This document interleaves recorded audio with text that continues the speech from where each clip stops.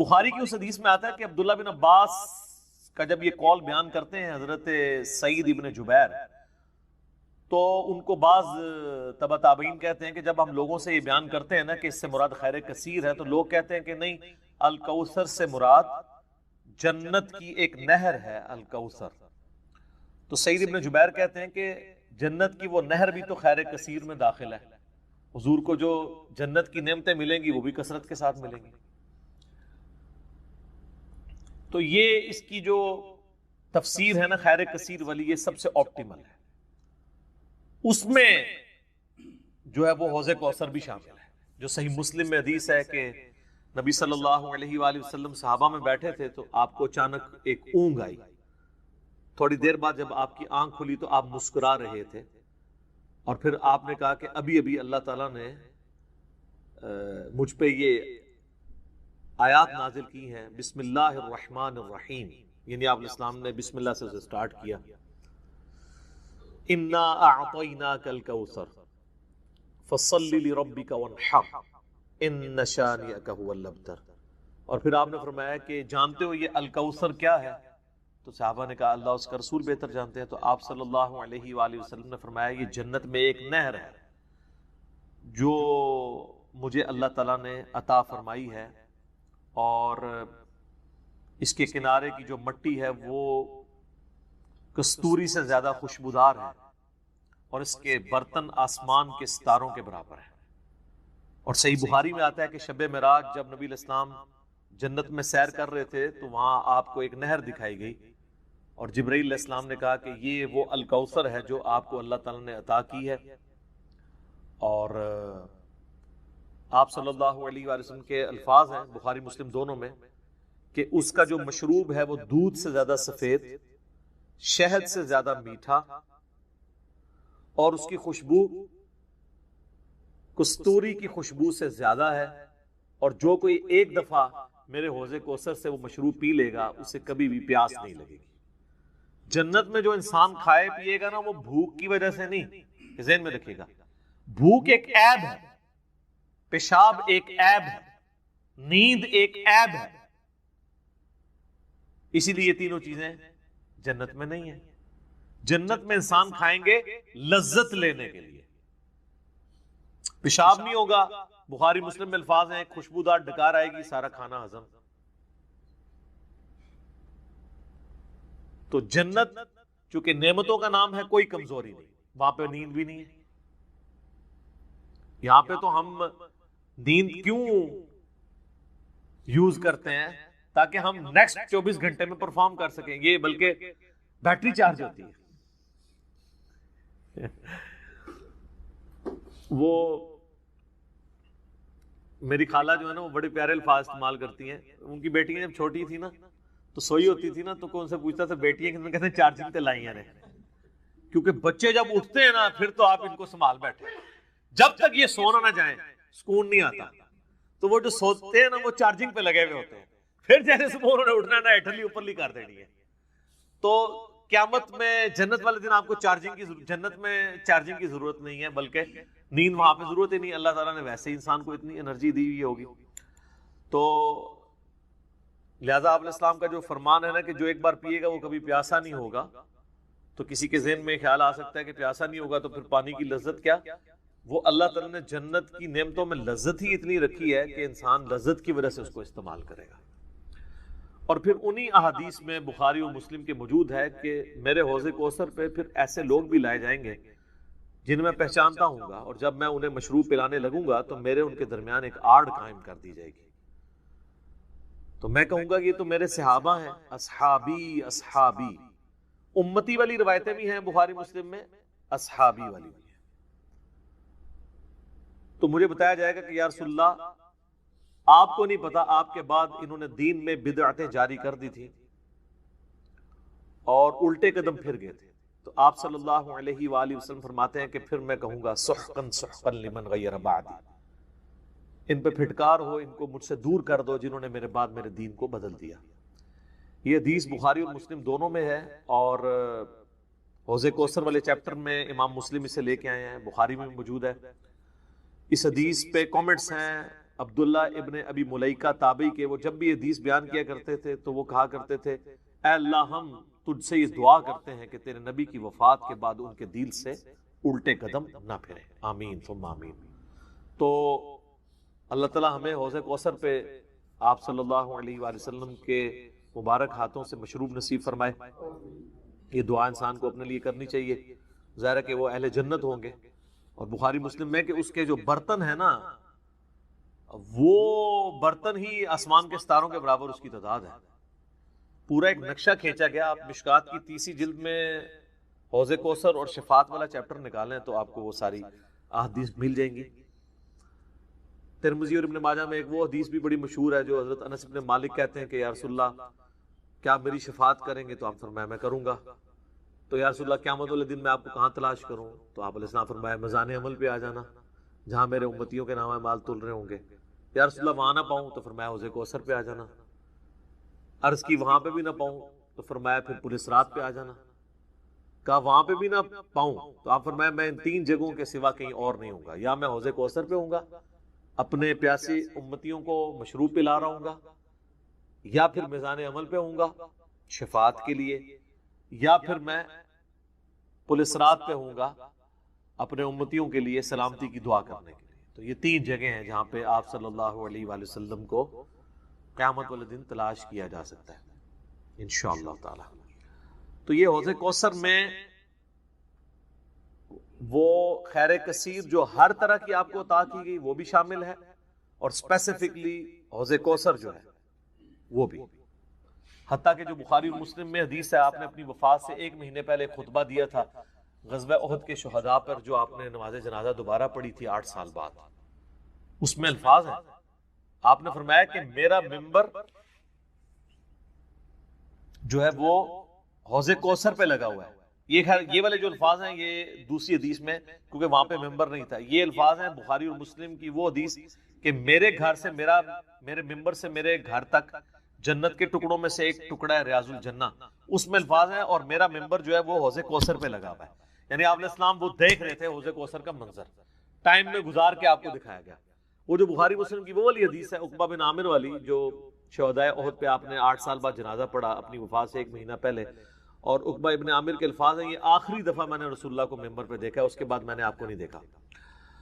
تو اس میں الفاظ ہیں، آپ نے فرمایا کہ میں اپنے حوض کوثر کو اس وقت بھی دیکھ رہا ہوں، اور دیکھنا میرے بعد جو ہے وہ مجھے تم سے یہ خطرہ نہیں کہ تم شرک میں مبتلا ہو جاؤ گے، بلکہ مجھے خطرہ ہے کہ تم دنیا کے مال میں پڑ جاؤ گے اور پھر اس کی لالچ میں ایک دوسرے کو قتل کرو گے اور تم بھی تباہ و برباد ہو جاؤ گے جس طرح اگلی قومیں تباہ و برباد ہوگی۔ تو اس میں بھی حوض کوثر کے الفاظ موجود ہیں۔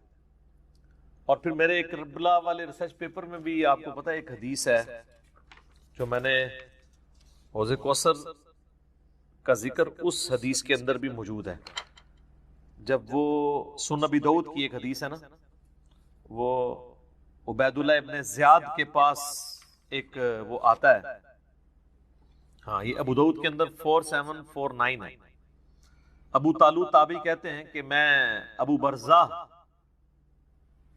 کو میں نے دیکھا کہ وہ گورنر یزید عبید اللہ ابن زیاد کے پاس آئے جبکہ وہ دسترخوان پر تھا، تو اس نے ابو برزہ کو آتے ہوئے دیکھا اور کہا کہ یہ تمہارا ٹھگنا محمدی ہے۔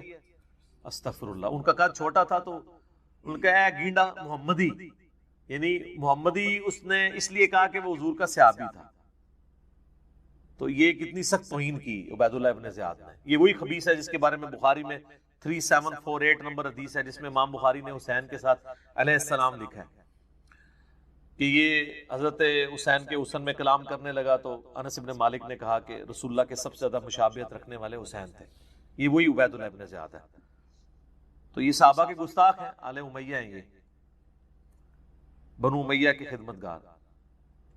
تو اب آپ دیکھیں جب اس نے یہ بات کی نا تو حضرت ابو برزہ اس کی طنزیہ بات کو سمجھ گیا۔ آپ نے فرمایا مجھے گمان نہیں تھا کہ میں ایسے لوگوں کے دور حکومت تک زندہ رہوں گا جو مجھے رسول اللہ کی صحبت پر آر دلائیں گے، کہ میری زندگی میں یہ وقت بھی آنا ہے کہ رسول اللہ کی وجہ سے ہمیں پوری دنیا پہ غلبہ ملا، اور اس غلبے کی حکومت کو جو لوگ انجوائے کر رہے ہیں عرب کے بدو، یہ رسول اللہ سے میری نسبت میں مجھے آر دلائیں گے۔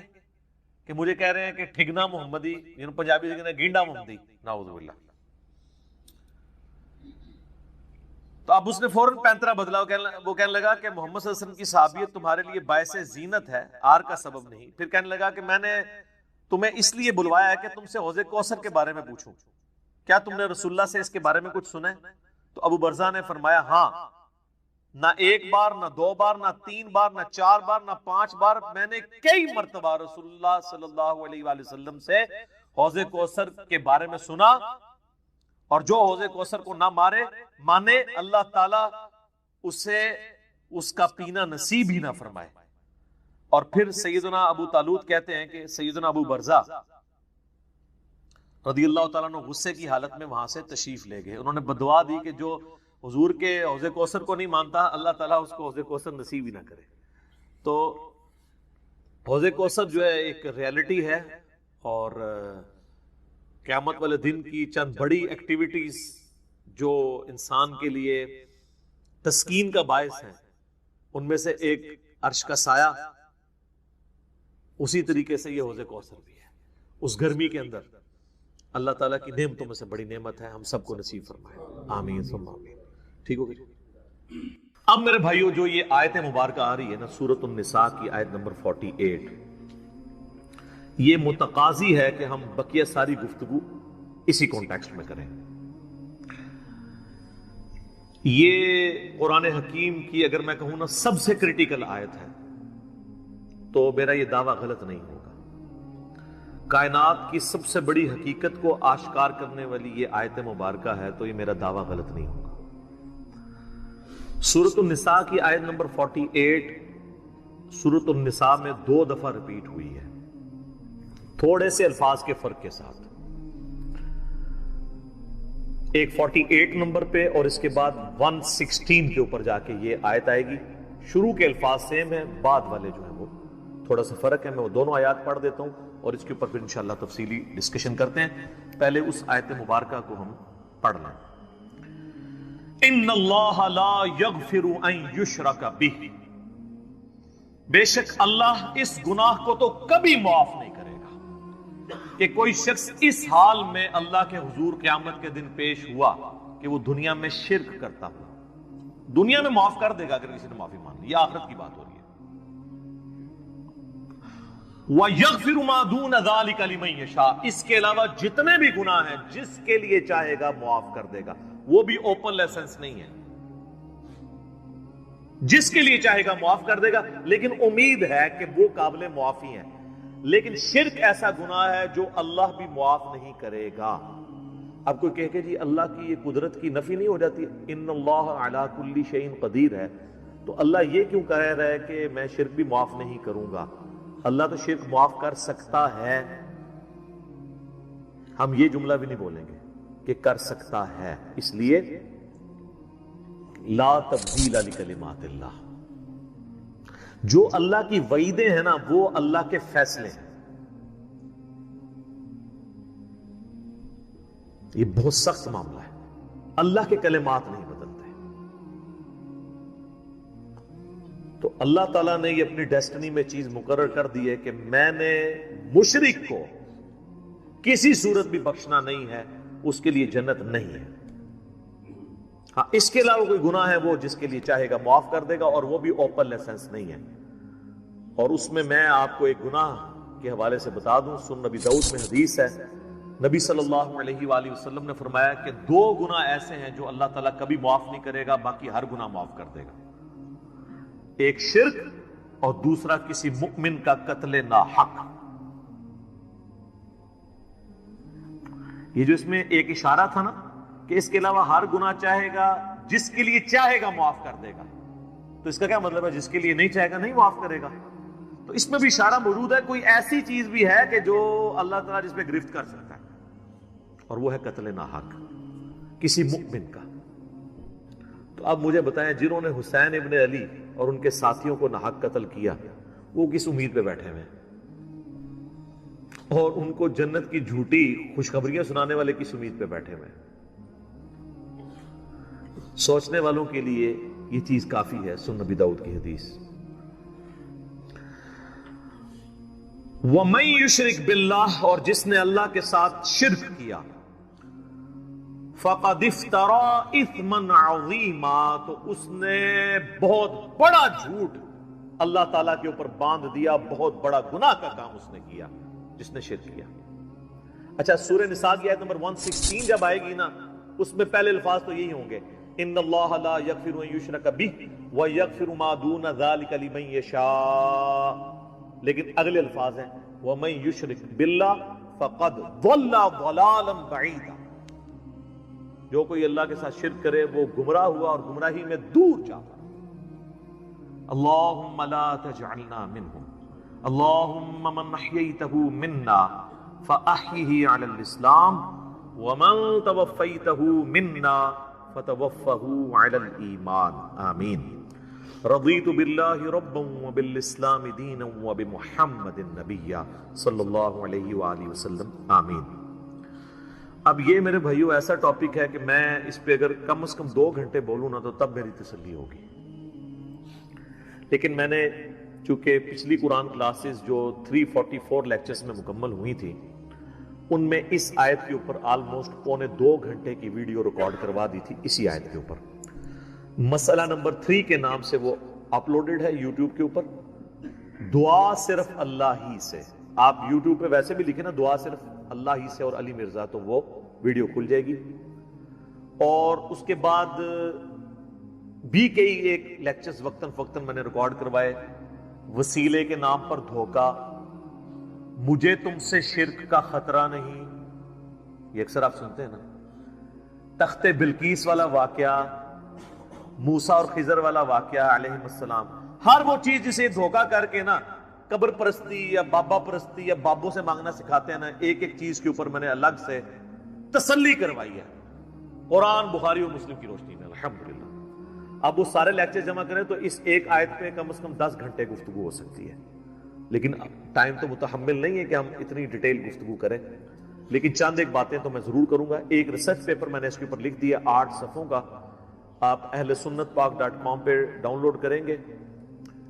دعا صرف اللہ ہی سے، میں نے اس کا نام توحید، شرک اس طرح کا نہیں رکھا کیونکہ لوگ ان ناموں سے چڑھ جاتے ہیں، میں نے وہ چیز اس کے نام پہ رکھی کہ جس کے اوپر لوگ چڑھے ہیں۔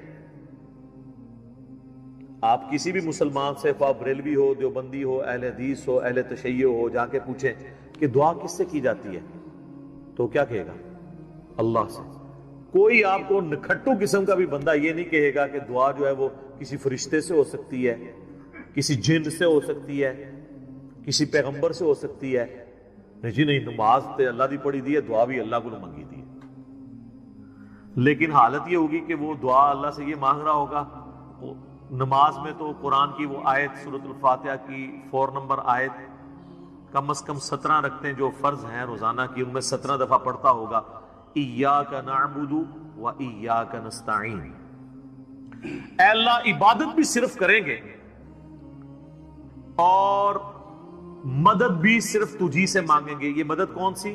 دعا والی، غائب میں کسی کو پکارنا۔ ایک تو ہے آپ سامنے بیٹھے ہیں، یہ تو قرآن میں حکم ہے وَتَعَاوَنُوا عَلَى الْبِرِّ وَالتَّقْوَى وَلَا تَعَاوَنُوا عَلَى الْإِثْمِ وَالْعُدْوَانِ، نیکی اور پرہیزگاری کے کاموں میں ایک دوسرے کی مدد کرو، برائی میں مت کرو، یہ تو قرآن میں حکم ہے۔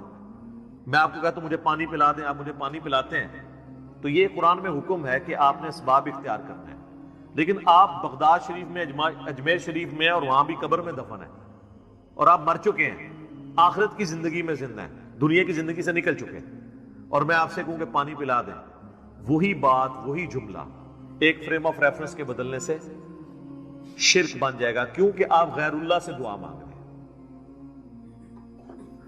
ظاہری اسباب میں تو آپ کافر سے بھی مدد مانگ سکتے ہیں، صحیح بخاری میں موجود ہے، نبی علیہ السلام جب فوت ہوئے تو آپ کی ذرا بھی ایک یہودی کے پاس گروی رکھی ہوئی تھی، گندم کے عوض، اناج کے عوض، تو آپ نے یہودی سے بھی مدد لی۔ بعض لوگ کہتے ہیں جی نبی علیہ السلام نے غزوہ خیبر پر مولا علی سے مدد مانگی، بھئی مولا علی سامنے موجود تھے، وہ جتنے صاحب آپ کے ساتھ تھے وہ رسول اللہ صلی اللہ علیہ وسلم کے مددگار تھے دین کے اعتبار سے، لیکن آپ نے خیبر کے موقع پر اپنے چچا کو جو آرمی چیف تھے غزوہ بدر اور احد میں، حمزہ بن عبد المطلب، جو کہ اللہ کے شیر ہیں اور سید الشہداء ہیں، المستدرک الحاکم میں حدیث موجود ہے. آپ نے یہ تو نہیں کہا المدد یا حمزہ، امیر حمزہ میری مدد کو پہنچے، کیونکہ وہ فوت ہو چکے تھے. جو سامنے موجود تھے انہیں کو بلانا تھا. تو دو چیزوں کو ہی مکس کرتے ہیں. اچھا مجھے بتائیں بارش کون برساتا ہے؟ اللہ. ڈیوٹی کس کی ہے؟ فرشتوں کی. تو ہم کیا بارش اللہ سے مانگتے ہیں یا فرشتوں سے؟ اللہ سے. فرشتوں سے مانگیں گے تو شرک ہو جائے گا. لہذا یہ پتا چلا کہ اگر ڈیوٹیاں بھی لگی ہوئی ہوں، کہنا نا بزرگوں کی ڈیوٹیاں نے، اللہ دا کہا ڈیوٹی کسی کو نہیں پوری ہوئی. جس مزار دا کہنا نا ڈیوٹی ہے، سارے چرسی پوڈری افیمی اسی مزار تے بیٹھے ہوندے نے، اپنے مزار دے ہوتے ڈیوٹی نہیں پوری ہو رہی انہاں کو.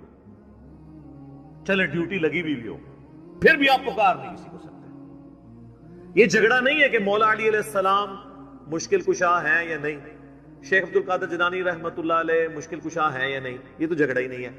جھگڑا یہ ہے کہ اگر یہ ہو بھی تب بھی مرنے کے بعد، اس دنیا کی زندگی سے جانے کے بعد، آپ ان سے کمیونیکیشن نہیں کر سکتے، نہ کسی فرشتے سے، نہ کسی جن سے، نہ کسی پیغمبر سے. اور اگر آپ ظاہری اسباب کی بات کرتے ہیں تو سب سے بڑا مشکل کشا ظاہری اسباب میں اس کائنات میں انسانوں کے لیے سورج. سورج ختم ہو جائے سارے انسان مر جائیں گے، چاہے کوئی بزرگ ہے یا غیر بزرگ ہے، چاہے مسلمان ہے یا کافر ہے، فارغ. سورج ختم، زمین اپنی نباتات نہیں پیدا کر سکتی فوٹو سنتھسس کے ذریعے جو کرتی ہے. جب زمین اگانا چھوڑ دے گی تو اگر آپ جانور بھی کھائیں گے تو کتنا عرصہ. جس طرح ہمارے حکمران ہمیں کہتے ہیں کہ اگر ٹماٹر مہنگے ہیں تو دہی ڈال دو، تو اگر زمین اگانا چھوڑ دے تو ہم جانور کھائیں گے تو کتنا عرصہ، مچھلیاں کھائیں گے تو کتنا عرصہ، وہ بھی ساری مر جائیں گی ہمارے کھانے سے پہلے ہی. دنیا پہ موسموں کا تبدیل ہونا، ہواؤں کا چلنا، ہر زندہ چیز کی خوراک یہ ایک سورج کے اوپر ڈیپینڈنٹ ہے. تو پھر سب سے بڑا مشکل کشا کون ہوا؟ سورج. آج تک کسی کافر نے بھی کہا ہے المدد یا سورج میری مدد فرمائیے. ہمیں کبھی اللہ کی یاد، لا الہ الا انت سبحانک انی کنت من الظالمین، سورۃ الانبیاء میں آیا، اور اللہ تعالیٰ نے فرمایا سورہ الصفات میں کہ اگر یونس اس دعا کے ساتھ ہمیں یاد نہ کرتا، ہائے ہائے، تو پھر اسی دن مچھلی کے پیٹ سے نکالا جاتا جس دن کے مردے نکالے جائیں گے. یعنی قیامت تک، یعنی وہ مچھلی یونس کی قبر بن جاتی اگر وہ یہ دعا نہ کرتا. اس سے کئی رزلٹ نکلے. ایک تو رزلٹ یہ نکلا کہ یہ دعا اللہ کو اتنی محبوب ہے کہ وہ اللہ جس کا جلال اتنا ہے کہ وہ اپنے پیغمبر کو بھی کہہ رہا ہے کہ تو نے قیامت والے دن ہی نکلنا تھا، کہ مجھے اتنا غصہ ہے تیرے اوپر، گناہ کے اوپر نہیں، لغزش کے اوپر، وہ غصہ بھی ٹھنڈا ہو گیا. اس لیے میں کہتا ہوں سب سے بیسٹ استغفار جو آئے ہیں ان میں سے ایک لا الہ الا انت سبحانک انی کنت من الظالمین ہے. اور جامعہ ترمذی میں حدیث ہے جو شخص بھی یونس کی دعا کے ساتھ اللہ کی طرف متوجہ ہوا اللہ اسے محروم نہیں لوٹائے گا. یہ اسماء اعظم میں سے ہے. اور قرآن میں بھی ہے کذالک ننجی المؤمنین، مومنین کو بھی ہم نجات دیں گے جو یہ یونس کی طرح دعا مانگے گا. یہ تو قرآن میں بھی ذکر ہے. لا اچھا اس کی دیکھیں ترجمہ کتنا پیارا ہے. لا الہ الا انت، کوئی معبود نہیں سوائے تیرے، سبحانک، اللہ تو تو غلطیوں سے پاک ہے، انی کنت من الظالمین، میں تو انسان ہوں، غلطیاں کروں گا. یار اس سے بہتر انداز ہو سکتا ہے کہ یا اللہ تو تو غلطی اس لیے نہیں کرتا کہ تو پاک ہے. تو پاک تو صرف تو ہے، مخلوق تو اس لیول پہ پاک ہو ہی نہیں سکتی. اس لیے ورنہ تو ہم مخلوق کو بھی سبحان پیغمبروں کے ساتھ بھی لگا رہے ہوتے. انسان جتنا بھی پرفیکٹ ہو پاک نہیں ہو سکتا. انبیاء کو اللہ نے گناہوں سے پاک کیا ہے، لغزشیں ان سے بھی ہوئی ہیں. حضرت آدم علیہ السلام سے لغزش ہوئی ہے، نوح علیہ السلام نے کافر بیٹے کے لیے دعا کی ہے، موسیٰ علیہ السلام سے بندہ مر گیا، نبی علیہ السلام کی 4 لغزشیں قرآن میں ذکر ہوئی ہیں. غزوہ احد پہ بددعا نکل گئی تھی زبان سے، تو وہ سورہ آل عمران میں آیا کہ آپ کو کوئی اختیار نہیں ہے، آپ نے بددعا دی ہے، اللہ چاہے تو ان کو ہدایت دے. اور پھر اسی خالد بن ولید کو ہدایت بھی مل گئی، اور اسی مبارک زبان سے جس سے بددعا ملی تھی سیف اللہ کا لقب بھی مل گیا. ٹھیک ہے، یہ سر اللہ کے اختیار ہے. پرفیکٹ صرف گاڈ ہے، اس کی کوئی مخلوق بھی پرفیکشن میں اس لیول پہ نہیں جا سکتی. مخلوق کی یہ اللہ کا نقص نہیں ہے بلکہ مخلوق کا نقص ہے کہ جو مخلوق ہوگا نا وہ پرفیکٹ نہیں ہو سکتا. جیسے خالق ہمیشہ سے ہے، مخلوق ہمیشہ سے ہو ہی نہیں سکتی۔ وہ کہتے ہیں نا، اکثر لوگ سوال کرتے ہیں کہ اللہ تعالیٰ اپنے ساتھ کا ایک اور خدا پیدا کر سکتا ہے؟ ہم کہتے ہیں یہ محال ہے، اس لیے کہ جو پیدا ہوگا وہ خدا ہوگا ہی نہیں۔ جو پیدا ہو گیا تو خدا کون ہے؟ لم یلد ولم یولد، ٹھیک ہو گیا؟ تو ذکر بھی کریں سر، اللہ کو یاد کریں، جھوم جھوم کے ہر جگہ ذکر کریں، کوئی پروٹوکول نہیں، نہ وضو نہ غسل، ذکر کے لیے کوئی پروٹوکول نہیں ہے، جب مرضی ذکر کریں، اللہ کو یاد کریں۔ اور اس کے لیے کپڑے پہننا ہونا بھی ضروری نہیں ہے۔ اکثر لوگ یہ سمجھتے ہیں کپڑے پہننا ضروری ہے، نہ، کوئی ضروری نہیں ہے۔ بعض اوقات بندہ وضو کے لیے اندر چلا جاتا ہے غسل کے لیے، یا غسل کرتے ہوئے تو لوگ بسم اللہ نہیں پڑھتے ہیں، کپڑے پہن کے پھر بسم اللہ پڑھتے ہیں۔ سر اللہ اور بندے کا کون سا پردہ ہے؟ ٹھیک ہے، آپ کر سکتے ہیں ذکر۔ اگلا سوال ہے، میں نے اپنی زندگی میں بہت شرک کیا ہے، لیکن الحمدللہ اب توبہ کر چکا ہوں، لیکن اس کے باوجود یہی فکر دامن گیر رہتی ہے کہ شرک تو ناقابل معافی گناہ ہے، معلوم نہیں کہ میری توبہ قبول ہوگی بھی یا نہیں، مجھے بتائیں میں کیا کروں۔ آپ سب سے پہلے تو اس طرح کے خیالات سے توبہ کریں جو آپ کر رہے ہیں، ٹھیک ہے؟ اس کی وجہ یہ ہے کہ سورہ التوبہ کی آیت نمبر 70 میں اللہ تعالیٰ نے فرمایا کہ جو شخص توبہ کر لے سچے دل کے ساتھ، اور اس سے پہلے بڑے بڑے گناہوں کا ذکر ہوا ہے، ان میں سے ایک شرک بھی، بلکہ اب یہ کریٹیکل سوال ہے تو میں یہ آیت پڑھ کے بھی بتا دیتا ہوں۔ پارہ نمبر 19 کے اندر جا کے سورہ الفرقان کی آیت نمبر ہے یہ 70۔ اعوذ باللہ من الشیطان الرجیم، بسم اللہ الرحمن الرحیم۔ ہاں جی، یہ آ گیا، والذین لا يدعون مع اللہ الہا آخر، یعنی اللہ تعالیٰ اہل ایمان کی نشانی بتا رہا ہے کہ وہ ایسے لوگ ہیں کہ وہ اللہ کے ساتھ کسی اور کو الہ کے طور پر نہیں پکارتے۔ ولا يقتلون النفس التي حرم اللہ الا بالحق، اور کسی جان کو ناحق قتل نہیں کرتے۔ ہاں، بفتوی شریعت والا معاملہ علیحدہ ہے، یعنی قتل کے بدلے قتل، وہ بھی گورنمنٹ کا، جوڈیشری کا کام ہے، آپ نے خود نہیں کرنا۔ ولا یزنون، نہ زنا کرتے ہیں۔ ومن یفعل ذلک یلقى اثاما، جو کوئی یہ 3 گناہ کرے گا ان قریب ان کا عذاب چکھ لے گا۔ کون سے 3 بڑے گناہ گنوائے گئے ہیں؟ نمبر 1 اللہ کے ساتھ شرک، نمبر 2 قتل ناحق، اور نمبر 3 زنا۔ حتیٰ کہ بخاری مسلم میں ایک حدیث ہے کہ نبی علیہ السلام سے جب بڑے بڑے گناہوں کے بارے میں پوچھا گیا نا، تو آپ نے یہی 3 گناہ گنوائے، اور پھر آپ نے کہا قرآن پڑھ کے دیکھو۔ یعنی نبی علیہ السلام بھی اپنی بات کی دلیل میں قرآن پیش کرتے ہیں، ماشاء اللہ تعالی۔ والذین لا يدعون مع اللہ الہا آخر ولا يقتلون النفس التي حرم اللہ الا بالحق ولا يزنون ومن يفعل ذلك يلقى اثاما يضاعف له العذاب يوم القیامة ويخلد فيه مہانا، جو یہ 3 گناہ کرے گا اس کے لیے عذاب دگنا کر دیا جائے گا قیامت میں، اور وہ ذلیل و خوار کر کے آگ میں یعنی جھونکا جائے گا۔ الا من تاب، ہاں اگر کوئی ان گناہوں سے توبہ کر لے۔ کون سے؟ نمبر 1 شرک، نمبر 2 قتل ناحق، اور نمبر 3 زنا۔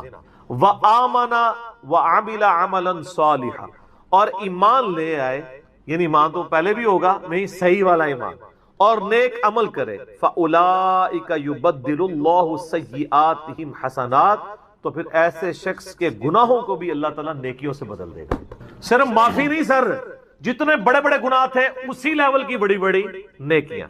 وَكَانَ اللَّهُ غَفُورًا رَحِيمًا، اور اللہ تعالیٰ تو بخشنے والا مہربان ہے۔ وَمَن تَابَ وَعَمِلَ صَالِحًا، جو کوئی توبہ کرے اور نیک اعمال کرے، فَإِنَّهُ يَتُوبُ إِلَى اللَّهِ مَتَابًا، تو اللہ تعالیٰ کہتا ہے کہ میرے ذمہ ہے اس کی توبہ کو قبول کرنا۔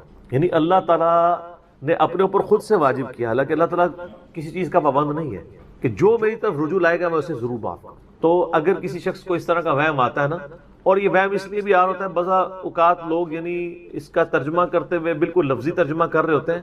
قرآن حکیم کی آیات چونکہ پورے کانٹیکسٹ کے ساتھ ہوتی ہیں، بیک گراؤنڈ میں آیات نازل ہوئی ہوتی ہیں، لہٰذا میں جب بھی ان آیات کا ترجمہ کرتا ہوں نا، جب اسپیسیفکلی شرک کو ایڈریس کر رہا ہوتا ہوں، میرا لیکچر نمبر ہے مسئلہ نمبر 3، دعا صرف اللہ ہی سے، اور سچ پیپر بھی ہے اس کے اوپر، تو ہم یہ ترجمہ جو ہے نا، یہ آیت ان اللہ لا یغفر ان یشرک بہ، بے شک اللہ اس گناہ کو کبھی معاف نہیں کرے گا کہ کوئی شخص اللہ کے حضور قیامت والے دن اس حال میں پیش ہوا کہ اس نے دنیا میں شرک کیا ہوا، یعنی بغیر توبہ کے وہ مرا۔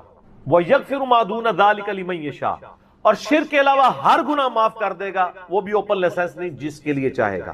یعنی جو شخص شرک سے توبہ کیے بغیر گیا نا، اس کی تو توبہ ہے ہی نہیں قیامت۔ ہاں دنیا میں کر گیا وہ معاملہ علیحدہ ہے، قیامت میں اللہ سے اس حال میں ملا کہ اس نے دنیا میں شرک کیا ہوا اور توبہ نہیں کی، تو اللہ تعالیٰ اس کا گناہ معاف نہیں کرے۔ وَمَن يُشْرِكْ بِاللَّهِ فَقَدْ ضَلَّ ضَلَالًا بَعِيدًا، جو کوئی شرک کرتا ہے وہ گمراہی میں دور جا پڑا۔ वलियाज़ु बिल्लाहि ताला। दुनिया में तो मेरे भाई जामिया तिरमिज़ी में हदीस है, नबी अलैहिस्सलाम ने फरमाया मौत के गरगरे से पहले पहले अल्लाह ताला तौबा कबूल करे। मौत के गरगरे से मुराद है नज़ा का आलम तारी होने से पहले। जब किसी को मौत नजर आ गई ना, अब वो तौबा नहीं कर सकता। तो कुरान हकीम में है ना, फिरौन जब डूबने लगा था तो उसने क्या कहा था, मैं हारून और मूसा के रब पर ईमान लाता हूं, बनी इसराइल के रब पे। तो अल्लाह ताला ने क्या फरमाया था, आन अब लाया ईमान। हालांकि ईमान तो ले आया था, वो गरगरा तो वो ले ही रहा था ना, गोता तो खा रहा था ना। तो मौत के गरगरे से मुराद है नज़ा का आलम तारी होने से पहले। और इसमें मैं एक पॉइंट कई दफा हाईलाइट कर चुका हूं, यहां पे भी कर दूं। अगर आपको किसी शख्स के बारे में ये पता चल जाए ना कि उसको लाइलाज बीमारी लग चुकी और वो अब कुछ अरसे में एक्सपायर हो जाएगा, जैसे कैंसर है, यानी हमने ये लर्न कर लिया ना कि कैंसर जब थर्ड स्टेज के ऊपर पहुंच जाता है तो वो इंसान बचता नहीं है। जिस शख्स को कैंसर हुआ है या सपोज उसके गुर्दे फेल हो गए या दिल बिल्कुल एज पे पहुंच चुके, ऐसे लोगों को यानी पाकिस्तान इंडिया में तो लोग छुपाते हैं कि पहले ही ना कहीं मर जाए वो सुन के। कितनी हैरानकुन बात है कि मुसलमान जिसके लिए मौत एसेट होनी चाहिए, चलो काफिर को तो समझ आता है, उसने तो दुनिया ही कमाई है ना, मुसलमान भी मरने से पहले मर जाते हैं मौत का सुन के। ऐसा तो नहीं होना चाहिए उसूलन। और ये टॉन्ट अल्लाह ने कुरान पाक में यहूदियों को दी है सूरह जुमुआ के अंदर, कि कहते हैं ना अल्लाह के बड़े चहीते हैं, इनको कहो कि तुम मौत की तमन्ना करो अगर तुम सच्चे हो। अगर तुम अल्लाह के चहीते हो तो फिर मौत तो तुम्हारे लिए खुशखबरी होनी चाहिए, लाइबिलिटी नहीं होनी चाहिए, एसेट होनी चाहिए। अब यही तान हमें भी आ रहा है, मुसलमान की हालत नहीं होनी चाहिए, उसको मौत का पता चले तो जनाब वक्त से पहले ही मरने की कोशिश करे। तो लेकिन आप यूरोप अमेरिका में अगर किसी को बीमारी हो ना, उसको बता दिया जाता है कि सर प्लान कर लें, 6 महीने हैं, और 6 महीने भी उनके प्लान है, वो 6 साल भी हो सकते हैं, 6 घंटे भी हो सकते हैं, वो तो अल्लाह की मर्जी है, वो एक एस्टिमेट बताते हैं। यहाँ पे लोग छिपा लेते हैं। उसका नुकसान ये है कि ना वो अपनी लाइफ को यानी कोई विरासत के पॉइंट ऑफ व्यू से मैनेज कर सकता है, और सबसे बढ़ के उसे तौबा की तरफ आपको लाना चाहिए। मैं तो कहता हूं जी, किसी को कैंसर हो गया है, अभी उसमें मौत का गरगरा नहीं आया, क्यों कैंसर हुआ है ना, पता नहीं कब मरना है, ठीक है ना, नज़ा का आलम भी नहीं है, उसको सबसे पहले बताएंगे भाई तुम्हें लाइलाज बीमारी है, तुम्हारी डेथ किसी भी वक्त हो सकती है, अल्लाह की तरफ रुजू लाओ। सर उसने पूरी जिंदगी भी याशी की थी ना, वो अपनी आखिरत मैनेज कर सकता, वो तो खैर कर सकता है, हमें भी अपनी आखिरत मैनेज करनी चाहिए। रोजाना मरने से पहले पहले तौबा करनी चाहिए। रोजाना हम मरते हैं ना, सही बुखारी में हदीस है ना, नबी इस्लाम रात को सोते हुए क्या दुआ मांगते थे, अल्लाहुम्मा बिस्मिका अमूतु व अहया, मैं तेरे नाम पर मरता और जीता हूँ, यानी सोता और जागता हूँ, क्योंकि सही बुखारी में हदीस है मौत जो है वो नींद की बहन है। और जब आप सुबह उठते हैं तो वो भी सही बुखारी में दुआ है, अल्हम्दुलिल्लाहिल्लज़ी अहयाना बअदा मा अमातना व इलैहिन नुशूर। तमाम तारीफें उस अल्लाह के लिए जिसने मुझे मरने के बाद जिंदा किया, यानी मौत के बाद जिंदा, और मैंने पलट के उसकी तरफ जाना है। तो रात को सोने से पहले तौबा करें, और सबसे बेस्ट तौबा तो वो बुखारी मुस्लिम में हदीस है, जिसने रात में सूरतुल बकरा की आखिरी 2 आयात पढ़ ली, उसे हर चीज से कफायत कर जाएंगी। आमन रसूल बिमा उनजिला इलैहि मिन रब्बिही वल मुमिनून कुल्लुन आमन बिल्लाहि व मलाइकतिही व कुतुबिही व रुसुलिही ला नुफर्रिकु बैना अहदिन मिन रुसुलिही व क़ालू समिअना व अतअना गुफ़रानक रब्बना व इलैकल मसीर ला युकल्लिफुल्लाहु नफ्सन इल्ला वुसअहा। ऑनवर्ड।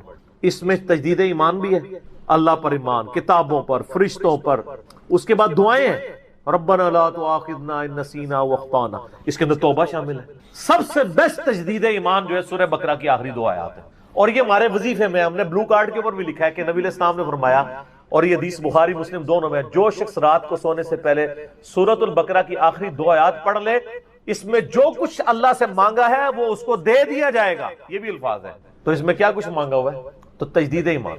फिर सही बुखारी में हदीस है कि नबी इस्लाम फरमाया, जो सुबह यकीन के साथ एक दफा पढ़ ले सय्यिदुल इस्तिग़फ़ार, और शाम से पहले अगर मर गया सीधा जन्नत में जाएगा। और अगर शाम को पढ़ लिया पूरे यकीन के साथ, यकीन से मुराद है कि बाकी तौबा का उसका इरादा हुआ, सुबह से पहले मर गया सीधा जन्नत। अल्लाहुम्मा अंता रब्बी ला इलाहा इल्ला अंता खलक़तनी व अना अब्दुका व अना अला अहदिका व वअदिका मस्ततअत अऊज़ु बिका मिन शर्रि मा सनअत अबूउ लका बिनिअमतिका अलय्या व अबूउ बिज़ंबी फग़फ़िर ली फ़इन्नहु ला यग़फ़िरुज़्ज़ुनूबा इल्ला अंत। ये सय्यिदुल इस्तिग़फ़ार है। तो ये वो है तौबा जो रोजाना करनी चाहिए, नज़ा से पहले पहले, सुबह पे पढ़े शाम को पढ़े। बल्कि मुस्नद अल बज़्ज़ार में सही सनद के साथ है कि नबी सल्लल्लाहु अलैहि वसल्लम हर फर्ज नमाज के बाद भी सय्यिदुल इस्तिग़फ़ार पढ़ते हैं। हर फर्ज नमाज के बाद एक तो हम पढ़ते हैं ना, अल्लाहु अकबर अस्तग़फिरुल्लाह अस्तग़फिरुल्लाह अस्तग़फिरुल्लाह, अल्लाहुम्मा अंतस सलाम व मिनकस सलाम तबारकत या ज़ल जलाली वल इकराम, اس کے بعد آپ سید الاستغفار آیت الکرسی بھی پڑھیں. آیت الکرسی کے بارے میں بھی آیا ہے سنن نسائی الکبریٰ کے اندر صحیح سند کے ساتھ. ہم نے گرین کارڈ میں ڈالا ہے کہ جو شخص آیت الکرسی فرض نماز کے فوراً بعد پڑھے گا مرتے ہی جنت میں جائے گا. لیکن نماز پڑھے گا, خالی آیت الکرسی نہیں, نماز کے فوراً بعد, تو نماز بھی اس کو پڑھنی چاہیے. تو اس طرح یعنی تجدید ایمان والا یہ معاملہ بھی کرنا چاہیے, اور یہ وہم ہی نہیں بننا چاہیے کہ اللہ تعالیٰ معاف نہیں کرے گا. صحیح بخاری اور مسلم دونوں میں حدیث ہے کہ میں اپنے بندے کے گمان کے قریب ہوں. جو بندہ میرے لیے گمان کرتا ہے میں ویسا ہوں اس کے. جو شخص یہ کہتا ہے اللہ مجھے معاف نہیں کرے گا تو اس کو واقعی اللہ معاف نہیں, اور جو کہے گا کہ اللہ تعالیٰ مجھے معاف کر دے گا اسے اللہ معاف کر. تو انشاءاللہ تعالیٰ یہ کبھی ایسا نہیں کرنا چاہیے اللہ تعالیٰ سے نا امیدی والا معاملہ. آپ اپنے رب کے وعدوں پر, نبی صلی اللہ علیہ وسلم کے وعدوں پر یقین رکھیں کہ جس شخص نے سچے دل سے توبہ کی ہے اس کی نہ صرف توبہ قبول ہوگی سورۃ الفرقان آیت نمبر 70 کے تحت, بلکہ اس کے گناہوں کو بھی نیکیوں سے بدل دیا جائے گا. تو اللہ تعالیٰ رجوع لانے والوں کو پسند فرماتا ہے. بار بار رجوع لاتے رہنا چاہیے. اللہ تعالیٰ سے اپنے آپ کو آزاد نہیں کرنا چاہیے. نیکی کی ہو یا نہ کی ہو, گناہ کیا ہو یا نہیں کیا, یہ علیحدہ سے بات ہے. نبی علیہ السلام سے بڑھ کر کون نیک ہو سکتا ہے. صحیح بخاری میں حدیث ہے کہ میں بھی روزانہ 70 سے زیادہ دفعہ اپنے رب کی طرف استغفار لے کے آتا ہوں. استغفر اللہ و اتوب الیہ, نبی علیہ السلام. اور یہ 70 کا عدد آپ نے کثرت کے لیے بولا ہے. عربی میں 70 کا مطلب 70 ڈیجٹ نہیں ہوتا. 70 کا مطلب 1000 دفعہ بھی ہو سکتا ہے, 10,000 دفعہ بھی ہو سکتا ہے, 100 دفعہ بھی ہو سکتا ہے. کثرت کے لیے بولا جاتا ہے. تو استغفار تو بندے کی ضرورت ہے, یہ اللہ سے ایک نیکی ہے, اور ہر چیز کے ساتھ استغفار اٹیچ ہے. آپ دیکھیں کہ محفل سے اٹھنے کی جو دعا ہے اس میں استغفار ہے. سبحانک اللہم و بحمدک اشہد ان لا الہ الا انت استغفرک و اتوب الیک, سنن نسائی میں حدیث ہے.